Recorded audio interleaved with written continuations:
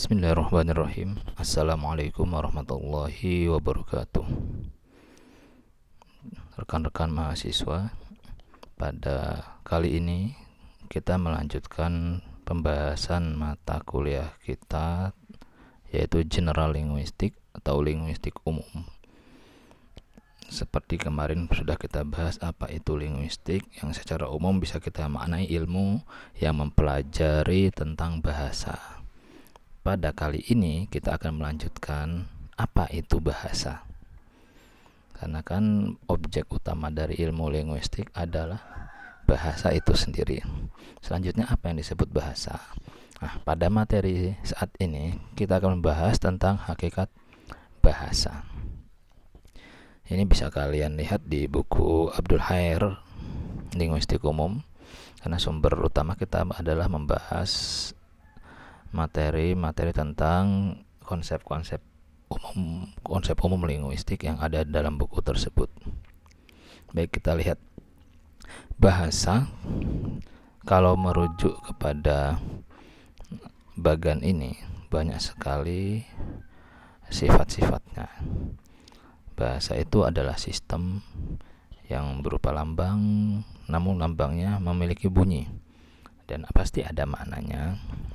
Kemudian dia bersifat arbitrer, konvensional, produktif, unik, universal, dinamis, variatif, dan tentu manusiawi. Nah, pada kesempatan kali ini kita akan membahas sifat-sifat bahasa ini. Jadi saya bisa mengatakan ini sifat, meskipun ini definisi.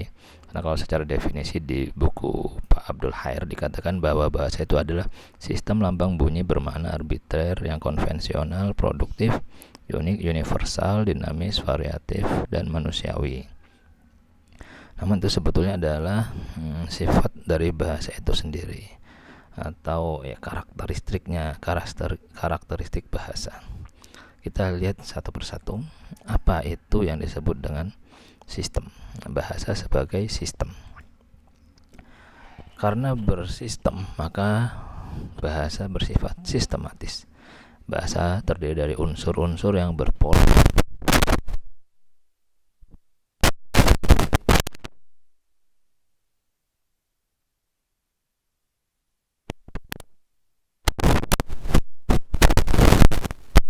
yang sistem, ya.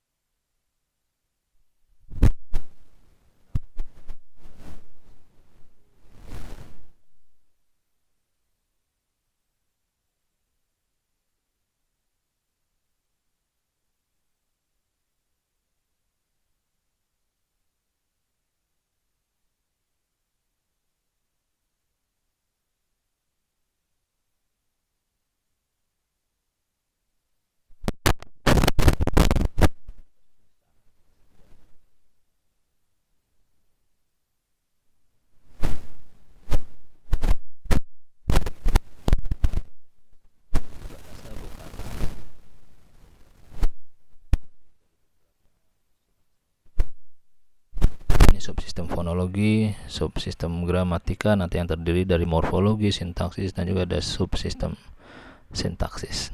Ini kurang lebih secara dasar subsistem atau unsur-unsur dari linguistik, sistem bahasa, font, morfologi, sintaksis.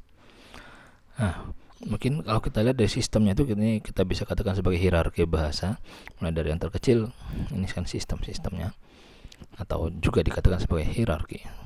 Font atau bunyi, fonem. Apa itu bedanya antara font dan fonem? Ya, nanti ada pembahasan khusus tentang ini.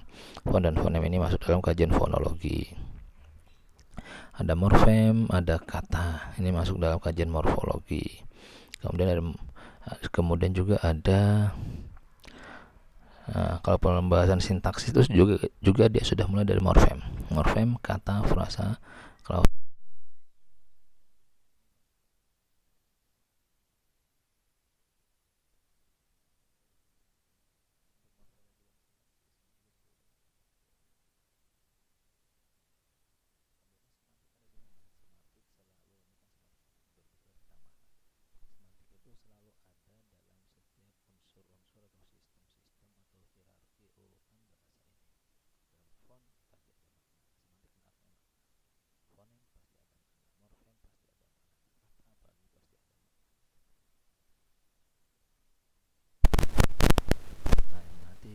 secara rinci akan dibahas pada subbab-subbabnya pada setiap minggunya ini. Apa itu fonologi, maksudnya morfem, kata. Secara umum saja gambaran bahwa bahasa itu merupakan sistem.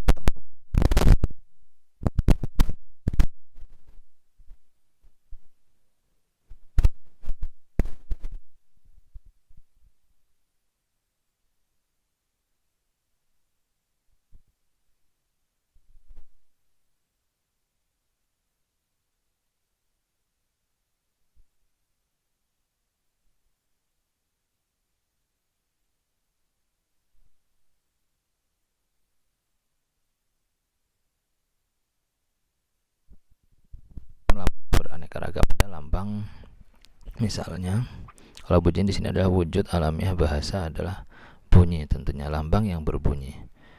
Karena lambang itu harus bunyi, tapi dia juga pasti memiliki makna, berkaitan dengan segala aspek kehidupan dan alam sekitar masyarakat pemakainya. Ini maknanya, karena maknanya ini harus berdasarkan perjanjian nanti. Mungkin untuk memahaminya seperti ini ya, harus ada perjanjian atau disebut dengan konvensional. Ini biasanya jadi satu kesatuan. Bahasa itu sistem yang berupa lambang bunyi yang pasti ada bermakna. Dan mengetahui maknanya bahasa tersebut atau lambang bunyi ini harus berdasarkan konvensi atau kesepakatan para pemakainya. Contoh realnya nanti akan kita wujudkan. Kemudian kita lihat lambang itu seperti apa sih. Nah, lambang dalam linguistik disebut juga dengan simbol. Ini beda dengan tanda. Kalau lambang secara umum begini, kematian ini adalah sebuah keadaan. Dia dilambangkan biasanya di daerah tertentu, daerah Jakarta atau Klaten misalnya. Dia dilambangkan dengan dikibarkannya bendera kuning di depan rumah orang yang berduka. Itu biasanya dikibarkan atau dipasang bendera kecil kuning. Tapi kalau di Yogyakarta bendera putih, cukup bendera putih. Atau kalau di Yogyakarta, kalau untuk sederhana mungkin hanya kertas HVS dilambangkan, dipasang di pinggir jalan. Itu bisa dianggap sebagai, di pinggir gardu bisa dianggap sebagai lambang kematian, bendera putih. Dan juga untuk lambang keadilan sosial bisa kita lihat kalau di Garuda Pancasila, itu di sila kelima adalah padi dan kapas lambangnya. Untuk mengetahui bahwa padi dan kapas itu adalah lambang dari keadilan sosial, itu perlu kesepakatan terlebih dahulu. Yang menyepakati siapa? Ya para pembentuk lambang-lambang Pancasila tersebut. Dan pasti ya lambang padi dan kapas punya makna.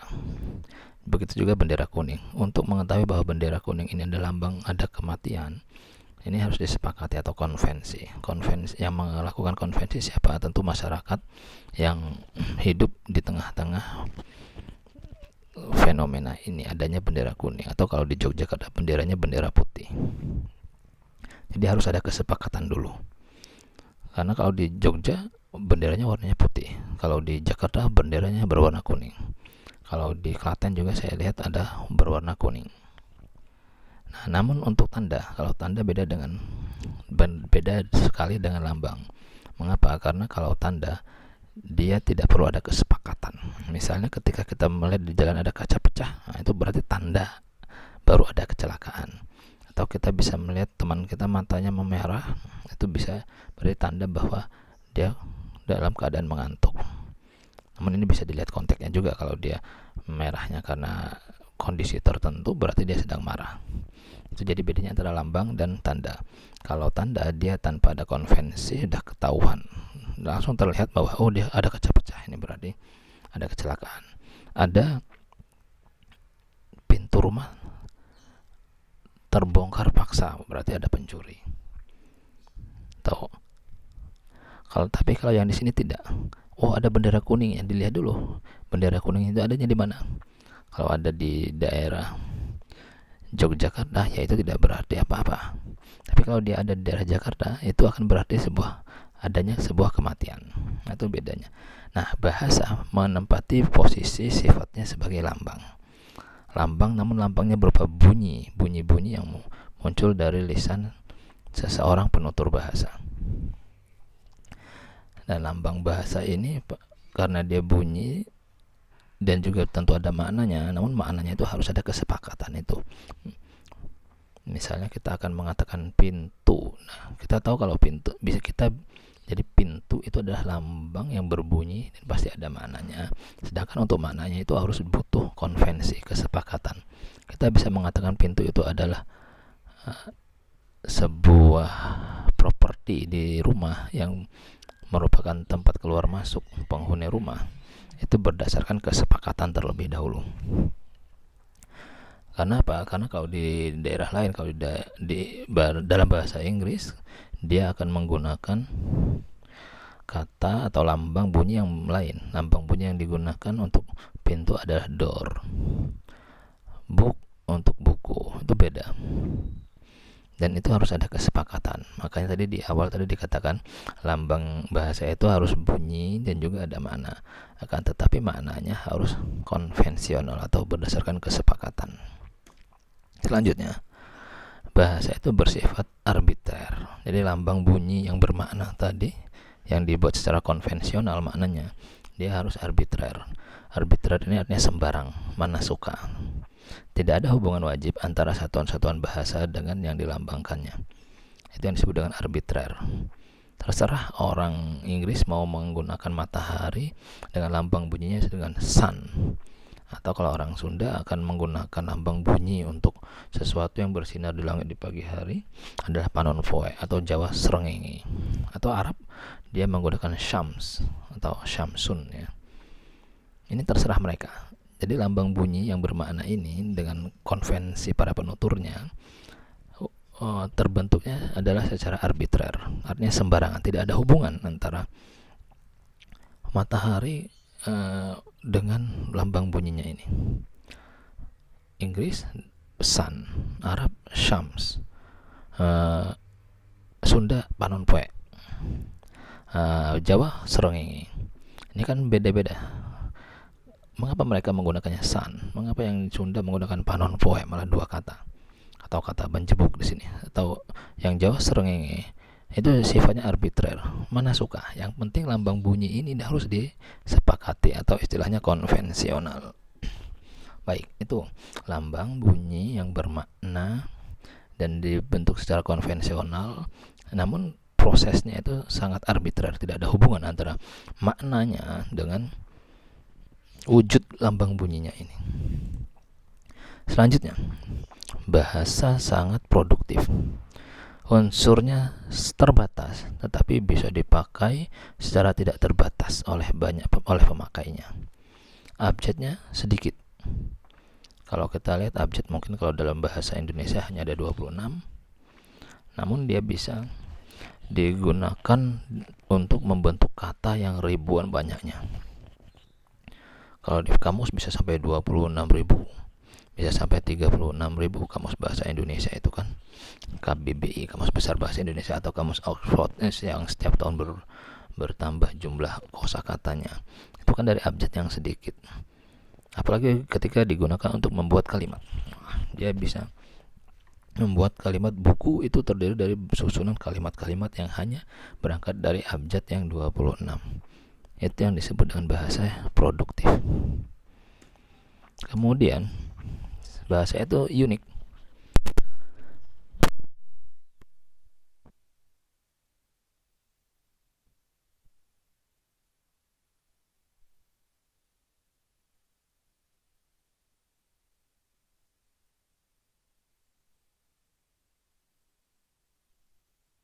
universal. Ada sifat bahasa yang bersifat umum, ada yang agak umum, universal. Kita yang bahas yang unik dulu. Kalau yang unik ini misalnya kalau dalam bahasa Jawa, ini khususnya yang Jawa, orang Jawa itu akan sulit sekali mengucapkan P, huruf P.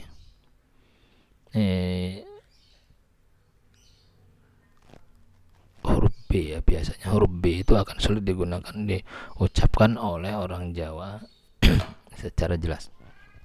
Misalnya Bantul itu Jawa asli pasti akan mengatakannya membantul. Ada bunyi M-nya di sana, membantul. Bogor, Bali, misalnya seperti itu. Atau orang Sunda akan sulit mengucapkan bunyi F. Ini fakta, tapi dia mengatakan ini fakta. Misalnya itu keunikan masing-masing bahasa. Atau kalau kita lihat contohnya, ini contoh yang unik. Bahasa itu unik. Inggris dia punya karakter sendiri. Ketika suku kata awal ditekan, import, misalnya insult, object, permit. Ini ketika ditekan suku awalnya dia bermakna noun, tetapi ketika yang ditekan suku kata yang akhir, misalnya import, insult, object, permit, ini bermakna verba. Ini keunikan bahasa Inggris ya. Misalnya blackboard dengan blackboard. Blackboard itu hanya sekadar bermakna papan hitam saja, tapi kalau kita tekanannya di awal kata blackboard itu bermakna papan tulis. Dalam bahasa Inggris ada keunikan tersendiri. Jadi itu yang disebut dengan bahwa bahasa adalah sesuatu yang unik. Bahasa universal, ada sifat bahasa yang bersifat umum, ada yang agak umum atau yang agak universal. Yang universal ini misalnya semua bahasa pasti akan memiliki bunyi konsonan dan bunyi vokal. Itu semua bahasa pasti punya itu. Atau semua bahasa itu akan mempunyai minimal ada 2 suku kata. Meskipun ada 1 tapi jumlahnya jarang. Misalnya buku, baju, ada yang 1 kata tapi jumlahnya jarang. Misalnya book, pen, itu jarang. Lalu apa lagi keuniversalan bahasa? Bahasa itu memiliki banyak sekali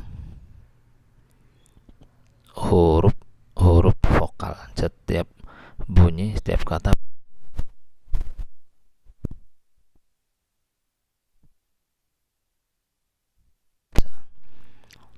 kemudian bahasa juga memiliki variasi.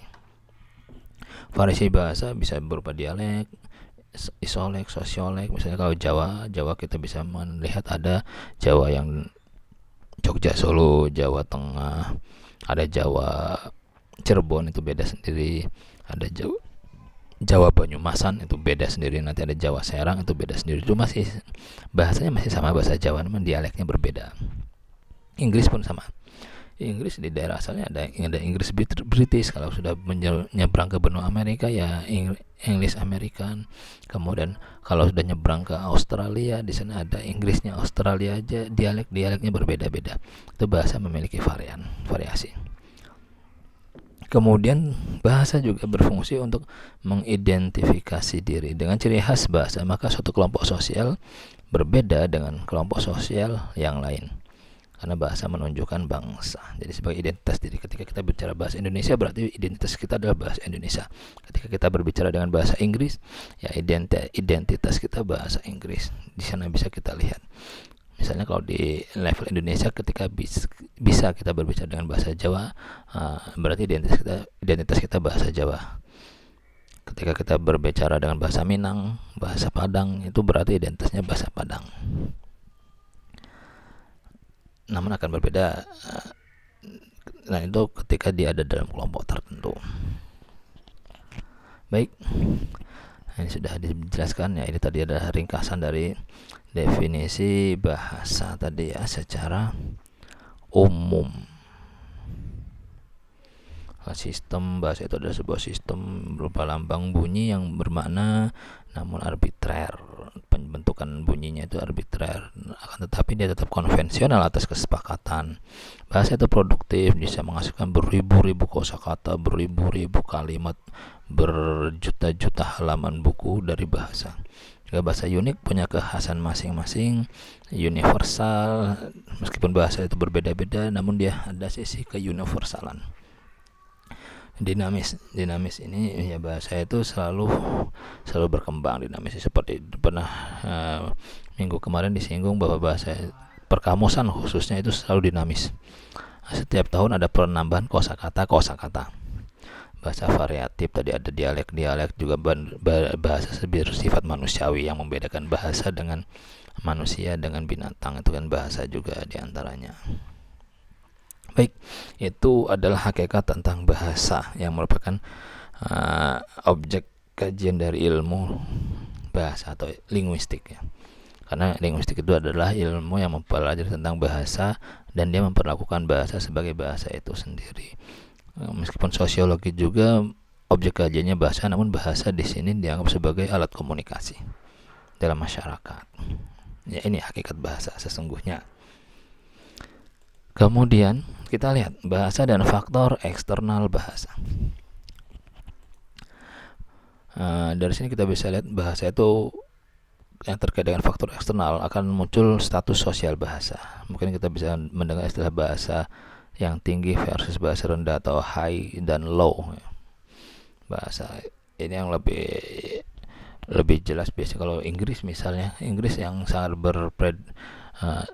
orang Inggris yang kulit putih misalnya akan beda bahasanya dengan kulit hitam, karena kalau dulu tapi kalau sekarang mereka lebih cenderung sama. Yang kulit hitam lebih dikategorikan sebagai budak. Jadi kalau orang kulit putih ketika berbicara dengan orang kulit hitam bahasanya kasar. Tapi kalau mereka sama-sama dengan kulit putih, yaitu bahasanya bahasa yang terpelajar. Misalnya atau kalau yang di Jawa, kita seorang yang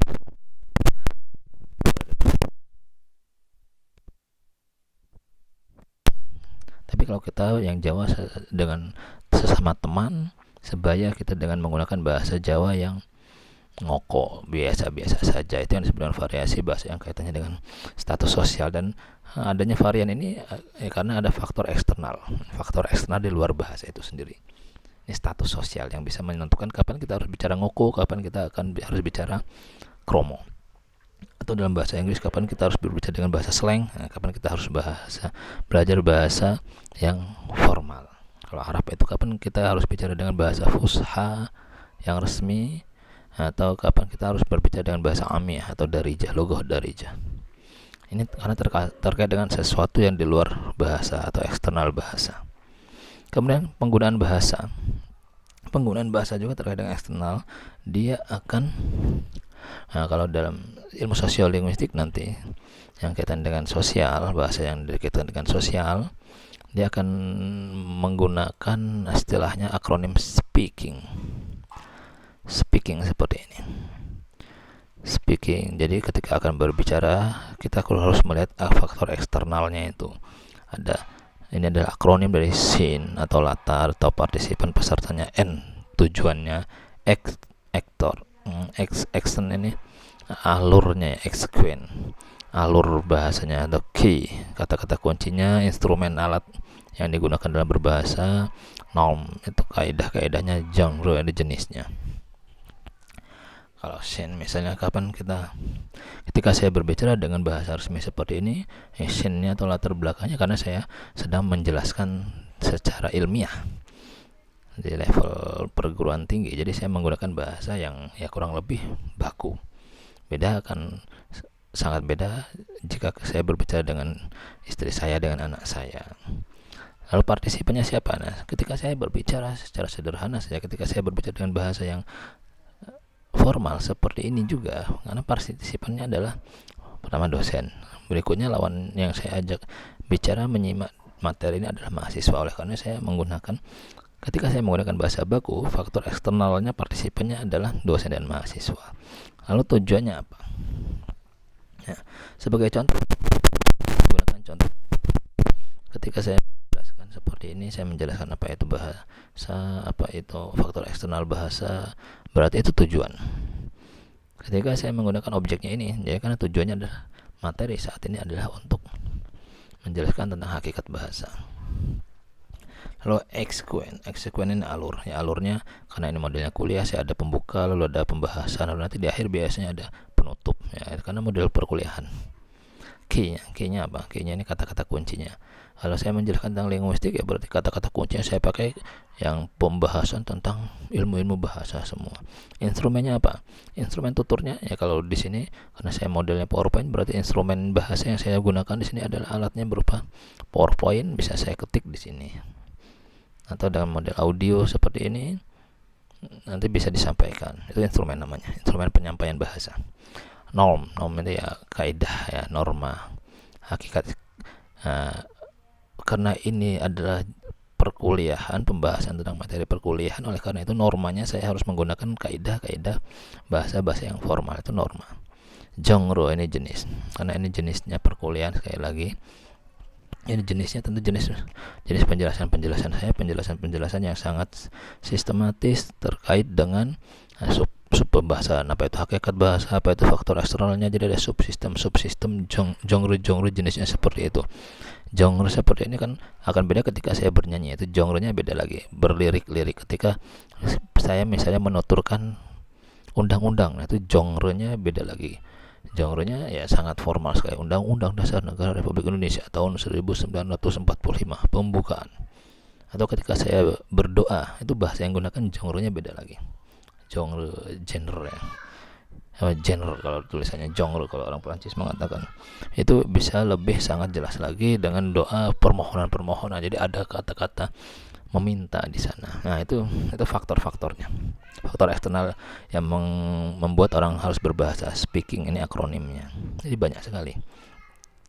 Nah, lalu kontak bahasa. Ketika bahasa satu dengan bahasa lain berkontak dalam seorang penutur, nah, dia akan memunculkan beberapa istilah interferensi misalnya. Interferensi ini biasanya terjadi karena kesalahan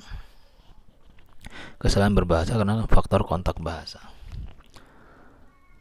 Misalnya biasanya orang-orang yang sedang belajar bahasa asing, belajar bahasa Inggris, dia biasa menggunakan, kalau bahasa Indonesia menggunakan sifatnya dulu baru bendanya. Misalnya kalau di Indonesia bendanya dulu baru sifatnya, buku biru, rumah baru, benda dulu baru sifatnya, atau menerangkan diterangkan ya.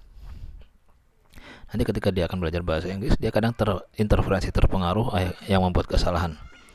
Misalnya kalau di Indonesia biasa rumah baru, nanti dia menerjemahkan dengan new house, atau dia menerjemahkan dengan house new, book blue, buku biru, kan harusnya blue book.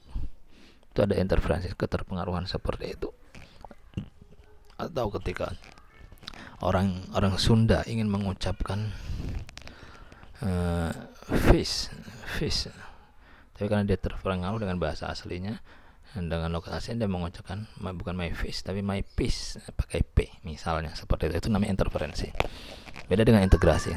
Kalau integrasi karena sudah terpengaruh bahasa lain, namun dia sudah menjadi satu kesatuan dari bahasa itu sendiri. Misalnya kalau di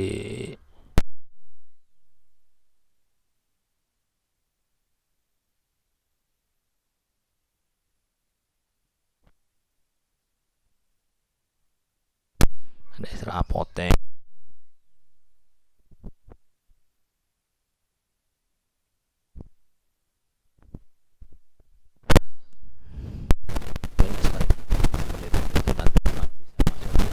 kata serapan. Akhirnya objeknya nanti output dari pembahasan integrasi ini adalah kata-kata serapan. Alih kode dan campur kode ini juga akibat kontak bahasa, dua bahasa atau lebih. Kalau alih kode ini mengalihkan bahasa dari satu kalimat kemudian menuju kalimat yang lain, itu alih kode karena kontak bahasa. Misalnya contoh sederhana, kalau alih kode itu dalam khutbah Jumat, di pembukaan sudah selesai kalimatnya di awal dengan bahasa Arab, kemudian selanjutnya setelah amma ba'du, kemudian lalu dilanjutkan dengan bahasa Indonesia. Saudara kaum muslimin sidang jamaah Jumat rahimakumullah, itu kan ada alih kode, sudah sidang jamaah Jumat lalu dengan bahasa Arab lagi, rahimakumullah. Padahal sudah berbahasa Indonesia kemudian bahasa Arab lagi. Kalau campur kode ini beda. Campur kode ini masih dalam satu kalimat namun dia sudah dicampur-campur. Misalnya begini, di biasanya artis-artis yang sok ke Inggris itu biasanya mengatakan, saya pagi ini belum breakfast, atau yuk nanti malam kita dinner. Nah, itu namanya campur kode. Sebetulnya mau ngomongnya bahasa Indonesia, tapi di dalam satuan kalimat bahasa Indonesia itu ada unsur bahasa asing lain yang disisipkan, namanya dicampur kode. Bedanya dengan alih kode, kalau alih kode ini sudah lengkap kalimatnya, lalu kalimat lain dia beda bahasanya.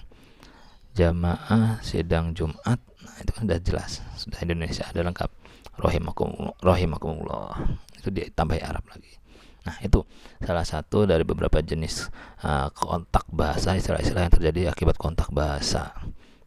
Baik, untuk itu sekian dan demikian pembahasannya tentang hakikat bahasa, juga unsur-unsur eksternal, faktor-faktor eksternal yang mempengaruhi bahasa.